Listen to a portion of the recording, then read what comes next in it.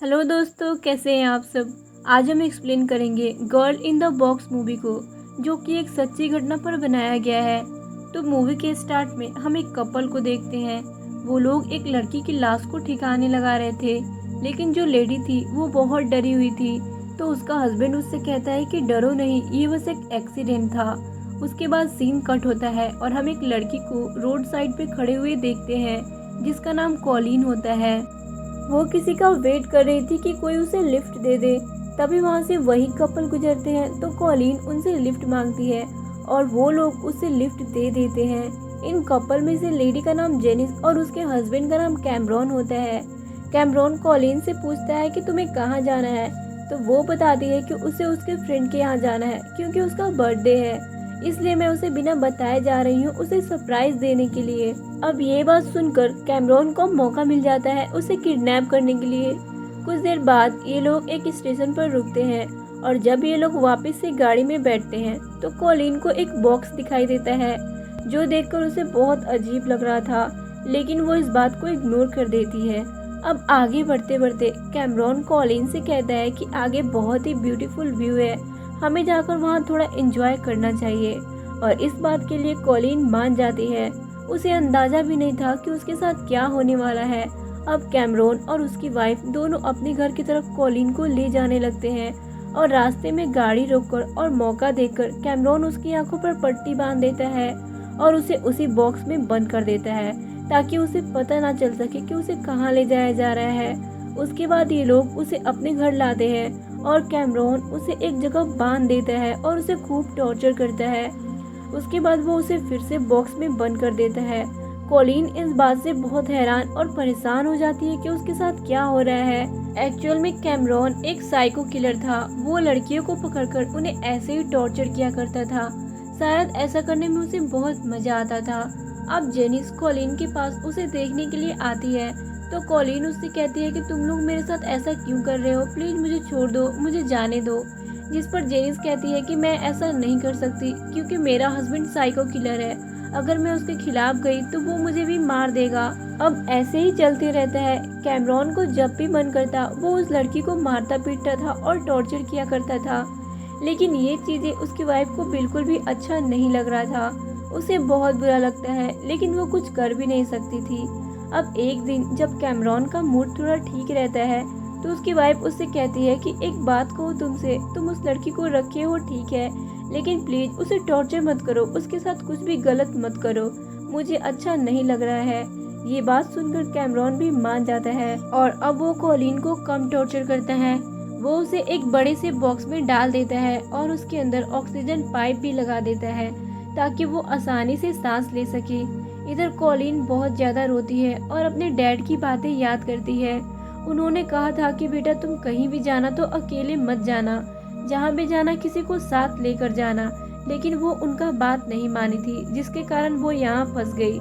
इधर उसके माँ बाप बहुत परेशान थे कि वो कहाँ चली गई अचानक। अब देखते ही देखते 6 महीना गुजर जाता है और अभी भी ये लोग कॉलिन को कैद करके रखे होते हैं। यहीं पर जेनिस कैमरॉन को गुड न्यूज़ देती है कि उनका बेबी आने वाला है और कहती है कि हमें अब कॉलिन को छोड़ देना चाहिए, क्योंकि मैं नहीं चाहती कि हमारे आने वाले बच्चे पर इस गलती का बुरा असर पड़े। लेकिन कैमरॉन इस बात से अग्री नहीं होता। वो कहता है कि अगर हमने कॉलिन को छोड़ दिया तो वो हमें नहीं छोड़ेगी, वो हमें पुलिस के हवाले कर देगी। अब वो एक प्लान बनाता है कि वो किसी तरह कॉलिन को डराएगा और अब वो कॉलिन के पास जाता है और उससे कहता है कि हमारी एक स्लेब्स की कंपनी है, जहाँ पर हम लोग स्लेब्स को खरीदते और बेचते हैं और तुम मेरी स्लेब्स यानी कि गुलाम हो।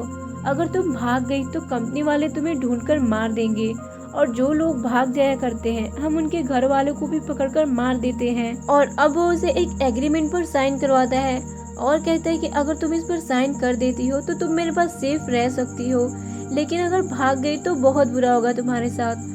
और वो ये सब मनगढ़ंत कहानियाँ इसलिए सुनाता है कि अगर वो उसे कहीं बाहर ले जाए तो वो भाग ना जाए। और वो कहता है कि तुम्हें हमारे यहाँ नौकर बन के रहना होगा, जब मैं तुम्हें अटेंशन बोलूँ तो तुम्हें अपने हाथ खड़े करने होंगे। अब इन सारी चीज़ों के लिए कॉलिन मान जाती है, क्योंकि वो और कर भी क्या सकती थी बेचारी। अब 1 साल बीत जाता है और जेनिस का एक बहुत ही प्यारा बेबी जन्म लेता है। उसके बाद एक दिन कैमरॉन कॉलिन को बॉक्स में से निकालकर अपने बेबी को उसे देता है, जिसे देखकर कॉलिन बहुत खुश हो जाती है और उस बच्चे को खूब प्यार करती है, क्योंकि बड़े दिनों बाद वो इनके अलावा किसी बच्चे को देखती है।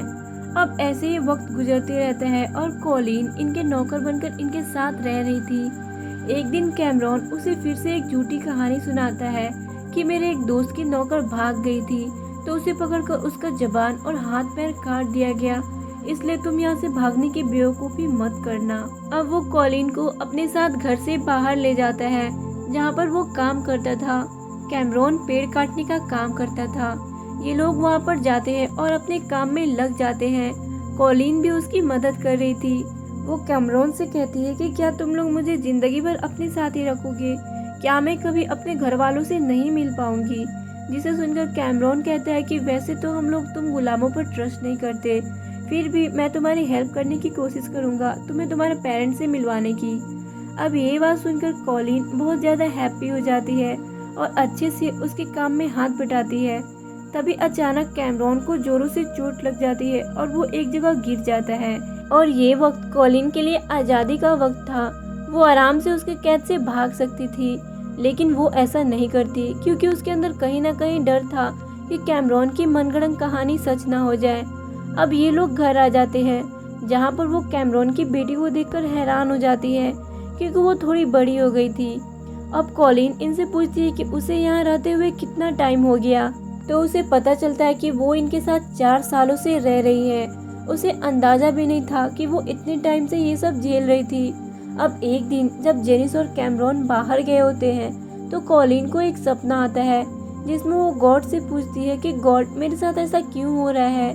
तभी उसकी नींद खुल जाती है और वो एकदम से डर जाती है, इसलिए वो बॉक्स को जोर जोर से पीटने लगती है, जिसके कारण बॉक्स टूट जाता है और वो बाहर निकल जाती है।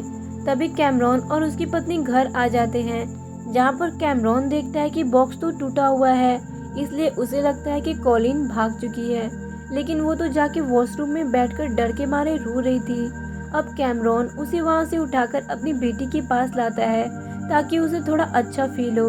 अब धीरे धीरे बहुत ज़्यादा टाइम गुजर जाता है और कॉलिन इनके साथ रहना सीख गई थी। वो इनके घर का सारा काम करती थी और काम खत्म करके वापस से बॉक्स में चली जाती थी। वो समझ गई थी कि उसकी ज़िंदगी यही है और उसे इसी ज़िंदगी को एक्सेप्ट करके जीना सीख लेना चाहिए। अब ऐसे ही 7 साल गुजर जाता है और एक दिन कैमरॉन उसे कहता है कि कंपनी ने ऑर्डर दे दिया है, इसलिए तुम अब अपनी फैमिली से मिल सकती हो, लेकिन तुम्हें प्रूफ करना होगा कि तुम भागोगी नहीं। उसके बाद वो उसे एक गन देता है और कहता है कि खुद को मारो। तो कॉलिन उस गन को अपने मुंह में डालकर शूट करती है, लेकिन उसमें कोई गोली नहीं थी, जिसके कारण उसे कुछ नहीं होता। और अब कैमरॉन उसे उसकी फैमिली के पास ले जाता है और खुद को उसका बॉयफ्रेंड बताता है।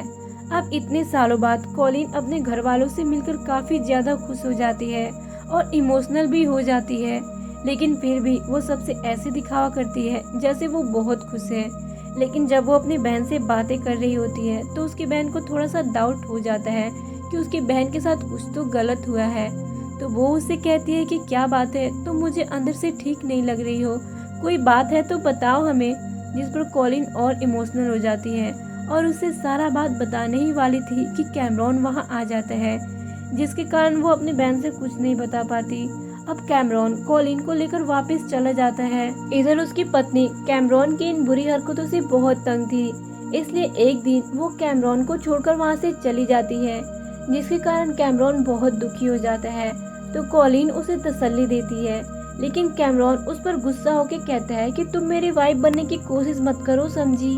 उसके बाद वो उसे एक रूम में बंद कर देता है। अब कॉलिन बहुत ज़्यादा रोती है अपनी इस जिंदगी को देखकर। इधर जेनिस को अपनी गलती का एहसास हो गया था कि वो किस रास्कल के साथ रह रही थी और किसी के साथ इतना बुरा होते हुए देख रही थी, इसलिए वो एक दिन चुपके से कैमरॉन के घर आती है और कॉलिन को उसके कैद से आज़ाद कर देती है और बताती है कि मेरा हस्बैंड बहुत बुरा आदमी है। एक बार और उसने किसी लड़की को पकड़कर रखा था और वो लड़की बहुत ज़्यादा शोर कर रही थी, जिसके कारण उसने उसे मार दिया और हमने उसकी लाश का ठिकाना लगा दिया। और मैं नहीं चाहती कि तुम भी इसी तरह एक दिन मेरे हस्बैंड के हाथों मारी जाओ। यहाँ पर जेनिस उसी लड़की के बारे में बता रही थी जिसके लाश का ठिकाना लगाते हुए हमने मूवी की शुरुआत में देखा था। अब जेनिस कॉलिन को अपनी गाड़ी में बिठाकर उसे एक बस स्टेशन पर छोड़ देती है और कहती है कि अब तुम घर जा सकती हो। तो कॉलिन कहती है कि अगर कंपनी वालों ने मुझे और मेरे घर वालों को ढूंढ लिया तो क्या होगा, जिस पर जेनिस उसे बता देती है कि ये सब बात झूठ था, वो बस तुम्हें डराने के लिए एक झूठी कहानी सुनाया था ताकि तुम भाग ना जाओ। ये सुनकर कॉलिन को बहुत बुरा लगता है। उसके बाद कॉलिन अपने घर वालों के पास वापस चली जाती है और अपने घर वालों को वापस पाकर बहुत ज्यादा खुश थी, मानो उसे एक नई जिंदगी मिल गई हो। दूसरी तरफ हम कैमरॉन को देखते हैं जो अकेला बैठकर रो रहा था। उसके पास ना तो अब उसकी पत्नी थी और ना ही कॉलिन थी। अब जेनिस पुलिस को अपने पति के बारे में सारी बात बता देती है, जिसके बाद पुलिस आकर उसे पकड़ ले जाती है और जेल में डाल देते हैं।